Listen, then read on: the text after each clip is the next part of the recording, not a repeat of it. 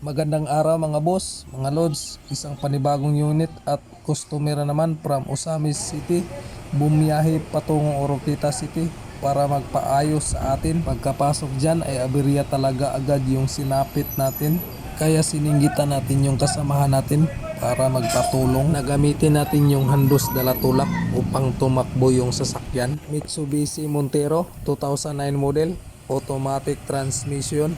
Ang issue mga boss, nakailaw yung check engine indicator. Ayaw rin mag-start pag nasa parking gear selector. At minsan ay ayaw tumakbo pag naka-engage ka ng drive. Kaya tiningnan natin agad sa ating scanner. So meron tayong code dyan. Inhibitor switch open sa kanyang automatic system. So unang diagnose talaga natin dyan mga boss is yung selector cable nya. Kita naman natin na pud na lahat yung bushing nya at saka yung lock.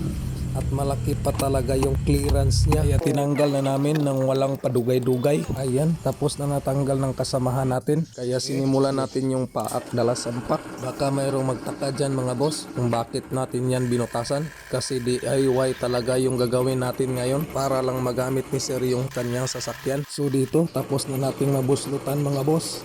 Tapos na nating maikabit yung gear selector natin mga boss. Nilagyan pala natin yan ng bushing sa loob para wala talagang clearance at saka pin para ayaw bumitaw yung selector cable niya. Kitang kita naman natin na hindi na talaga siya maluwag kapag nag-select tayo ng gear position.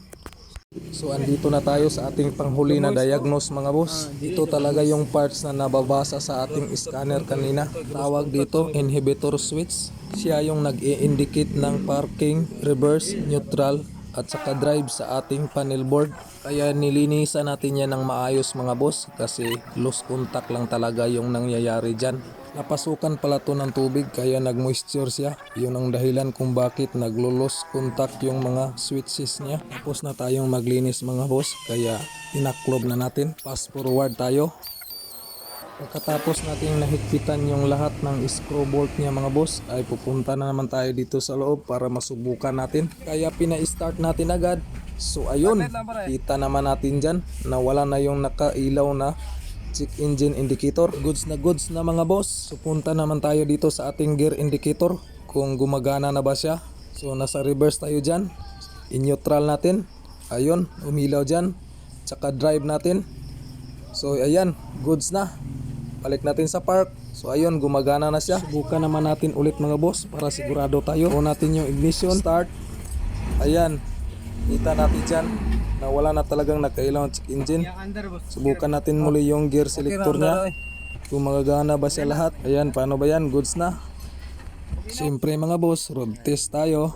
Para makasiguro din tayo. Andyan pa nga si sir, yung may-ari ng sasakyan. Katabi natin. Sumasama siya sa road test natin.